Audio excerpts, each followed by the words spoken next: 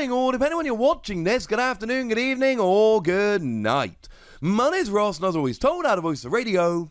So today, I am trying to do something which is extremely difficult and may well upset some of you, which sounds like a lot of fun. I am attempting to count down the top 5 supporter cards in the history of the Pokemon trading card game. And I do want to give a massive shout out to the lovely Freya Pierce right as we begin here. She talked a bunch of this stuff through with me and helped me to collect some of my thoughts. Not necessarily in perfect agreement, but certainly helped me out. So, cheers, Freya. So, starting off then, we do need to give a whole bunch of caveats before we can get going. First of all, there were some really good supporter-like cards in the early part of the game. Cards like Professor Oak and Rocket Sneak Attack, but they weren't supporter cards. They were from back before supporter cards existed, so we can't count them amongst the best supporter cards ever, because they weren't supporter cards. Similarly, I'm not counting Lysandre's trump card.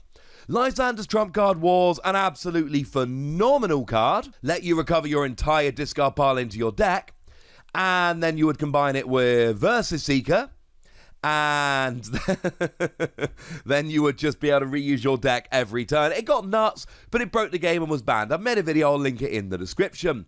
But it got banned. It doesn't really count. We're not putting that in there. Similarly, some of you playing back in the EX era will remember the Holon engine, and you will have very fond memories of some of these Holon supporters. But the fact of the matter is, it wasn't one supporter, it was the engine that really made this amazing. Holon Transceiver let you search your deck or discard pile for a supporter with Holon in its name and put it in your hand, which was nuts. And then we had, Holon Adventurer, which drew you 3 or 4 cards. Holon Mentor, which searched your deck for 3 basic Pokemon with 100 HP or less. We had Holon Researcher, which searched your deck for a Metal Energy card or basic Pokemon and put it into your hand. We had Holon Scientist, that let you, if you had fewer cards in your hand than your opponent, draw until you had the same number of cards at them, etc, etc. There were others. The point is, as good as that engine was as a whole, and it really was, there's no one Holon supporter card which really stood out as, oh my goodness, that deserves to be on the list. So let's go for a few cards now that I considered very strongly but didn't actually put on the list. Starting off, we've got Steven's Advice and TV Reporter and Copycat. What did all these have in common? These were all around at the same time, and they were all very good cards. But if you go back and look through old deck lists, you can do it on Jason Klaczynski's awesome blog, you can do it on PTCGRadio.com, both fantastic websites. You can go over to Bulbapedia and check the world's decks, etc. You will see that it wasn't quite that simple, because none of these were absolute slam dunk 4-ofs in pretty much every deck. They were all great cards, but they flip-flopped around. Seriously, go to PTCGRadio.com. Go and look at 2006 decks and just Control F and search for Steven's Advice. And you will see that although it pops up in the majority of decks, it doesn't pop up in every deck, and it is a 1 or 2 of in a lot of decks rather than a 3 or 4 of, and for that reason, I don't think it quite makes it. Steven's Advice was a phenomenal card. You drew a number of cards up to the number of your opponent's Pokemon in play, as long as you had 7 or fewer cards in hand. Great card, saw a bunch of play, really good, but again, I'm looking for the top 5 supporter cards ever. I am not in any way, shape or form saying anything bad about Steven's Advice, other than it just missed out on the top 5, and it was just. TV Reporter in the EX era saw a whole bunch of play. Draw 3 cards, then discard 1 card from your hand. It actually came back a little while ago and was trash and saw no play, but back in the EX era, TV Reporter was a very good supporter. Similarly, Copycat. These 3 were all around pretty much at the same time, and you were playing some combination of them. Copycat made you shuffle your hand into your deck, and then you draw a new number of cards equal to your opponent's hand. Great card, saw a bunch of play, but you can see that Steven's Advice doesn't work if you've got too many cards in hand, or if your opponent's got too few Pokemon out. Copycat doesn't work if your opponent's got a low hand size. So these were great supporters that saw a bunch of play, but they couldn't quite make the list. Oracle was another one that came very, very close here. Oracle was a great supporter that let you search your deck for any 2 cards and put them on the top of your deck. And you would combine this with Delcatty that let you discard an energy card from your hand and draw 3 cards. It was a phenomenal combo that saw a huge amount of play and was awesome, but I don't think it was ubiquitous enough in every deck to really make it deserve a place on the list. Not saying it's not great, not saying it didn't come extremely close, I'm saying it fell just a tiny little bit short. And then we've got the Diamond and Pearl era cards. I'm talking Lysandre's Research and BB Search. Lysandre's Research let you search for 2 basic Pokemon and or basic energy, 2 in any combination of, and BB Search let you put any card from your hand into your deck for a Pokemon. But the difference then was we had Uxie. When you played it from your hand to your bench, you drew until you had 7 cards in hand. And you had Claydol, which would let you put 1 or 2 cards on the bottom of your deck to draw until you had 6 in hand. So even though those supporter cards might look underwhelming by today's standards, the combination of Uxie and Claydol was everything and meant that just that little bit of Pokemon and or energy search was huge. But I still don't think they deserve to be on the list.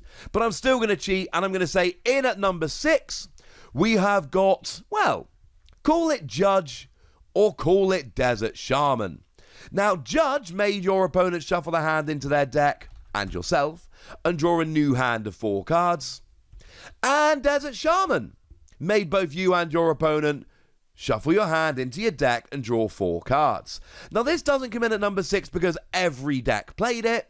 It comes in at number 6 because every deck could play it, and some decks absolutely made a living off of it. We're talking disruption here. We're talking you get a new hand of cards, but you're also hurting your opponent at the same time.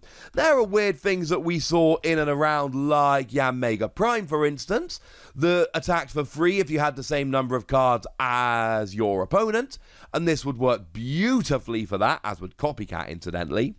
But this really was a very nice card when it came around first time, and when it came around the second time, and when it came around the third time, and that's what really gets it in on the list. It's not just the fact that it saw a huge amount of play in a huge amount of different decks, it's that it kept coming around, and every time it came around, it saw a whole bunch of play. It might not have been an every deck card, but the fact that it always saw play when it came around, and it came around multiple times, is what makes me want to put it on the list here. And of course, it's pretty much still alive and kicking nowadays, because the vast majority of decks play 3 or 4 Marnie, and Marnie's not exactly the same. The cards go to the bottom of the deck rather than into the deck, and you get 5 cards, your opponent gets 4, but Marnie is very much the spiritual successor to Judge and Desert Shaman.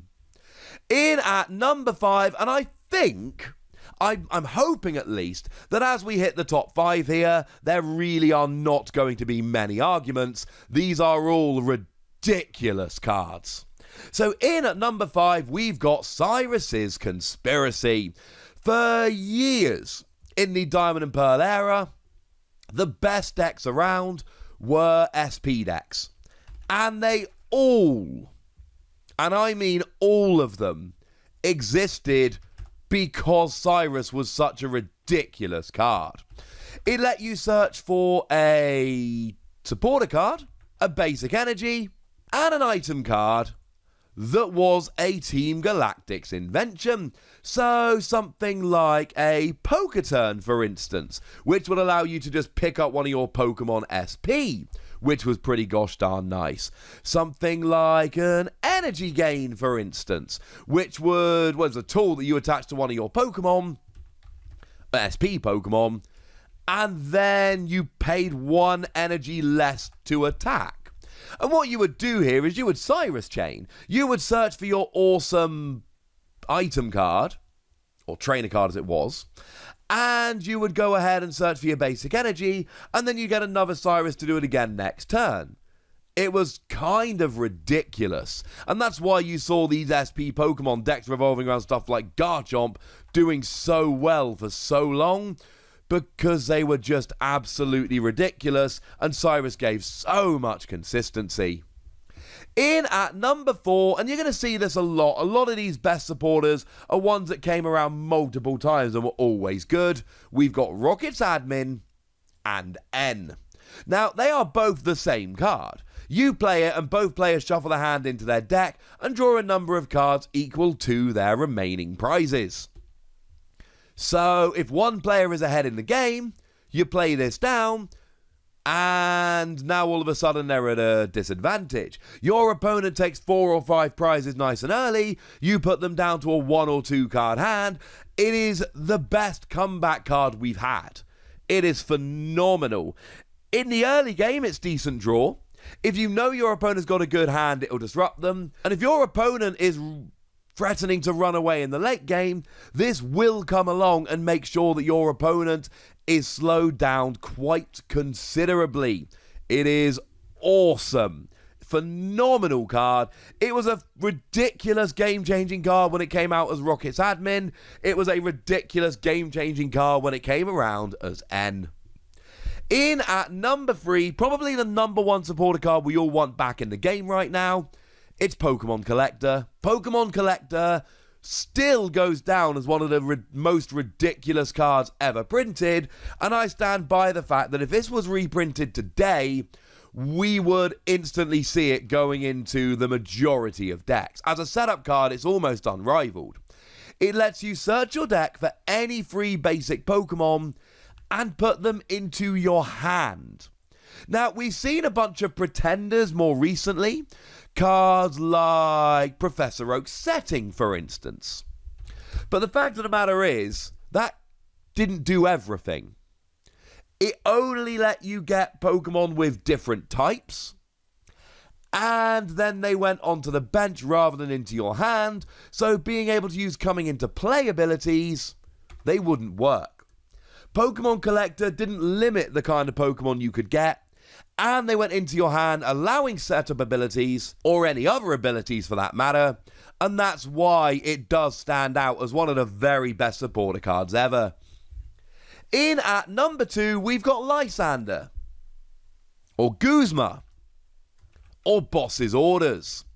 Gusting supporter cards. Now, I know that Guzma is ever so slightly different. Lysandre and Boss's Orders just drag a Pokemon from the bench into the active. Guzma also lets you switch. But the fact of the matter is, Guzma and Lysandre are largely interchangeable. These are phenomenal cards. Gusting has been one of the most powerful effects in the history of the Pokemon trading card game. It started right back in base set with Gust of Wind, although that was an item card, as was back then, and yeah, little bit ridiculous. Luxray saw a huge amount of play in random non-SP decks just because it could gust. There were times we would literally play Pokemon Reversal on a coin flip just because it was the best option we had, and having a supporter card that can gust is ridiculous. There was a brief period of time between Guzma rotating out and Boss's Orders coming in where we didn't have one of these, and people were sad and were playing all kinds of suboptimal gusting options. The fact that we've got Boss's Orders now, and we've actually had it confirmed that we are getting Boss's Orders Lysandre, as well as the Boss's Orders Giovanni we've already had, and I think this is going to be around for a while, and that's a good thing, because this supporter card always sees play in every format we've got.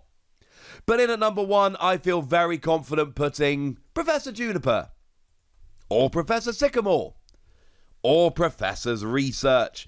They are all the same card. You discard your hand, you draw 7 cards. It is the fastest, most aggressive draw card we've got. One thing interesting, of course, to note, this is base set Professor Oak, though as a once per turn supporter rather than an anytime you like trainer card. The fact of the matter is, There are the odd decks that won't play this. Sometimes you will find, especially the classic example is Stage 2 decks that really want Rare Candy and the Stage 2 in hand at the same time. So you don't want to keep discarding your hand and risk getting rid of the Rare Candy or the Stage 2. But outside of that, make no mistake about it, this is a phenomenal card. When Juniper was around, it was a 4-of in the majority of decks. When it turned into Sycamore, it was a 4-of in the majority of decks. Now that it's Boss's Orders, it is a 4-of in the majority of decks. This gets number 1, not because it's been around several times, not because it has been a good card every time it's come around, but because every time it comes around, it becomes the best supporter card in the game and is played as a 4-of in the vast majority of decks. I showed you cards like Steven's Advice and told you they didn't make the list, despite being phenomenal cards that saw a huge amount of play. But I really do not think you can put Steven's Advice side by side with Professor's Research and the cards that came before it, and really make a strong argument that Steven's Advice was as good or better. That is not to say anything negative about any of the cards that didn't make the list. I've named a whole bunch of awesome supporters here, but I do think the 5/6 that made the list really do stand out a little bit above the rest. But I'd like to know what you think, and you know I want your top 5 supporters ever. I would love it if every single person listening could put their list of top 5 in the comment section, so go nuts, but be nice. And then make sure you like this video, subscribe to this channel, follow me on Twitter at TheWasi, and Twitch for some live action at twitch.tv/PTCGRadio. If you want to support the channel, get some bonus podcasts and all that good stuff, head on over to patreon.com/PTCGRadio, where you can do exactly that. But by far the most important thing, as always, look after yourselves till next time, would ya? Thank you very much for watching. My name's Ross, and you've been watching PTCG Radio.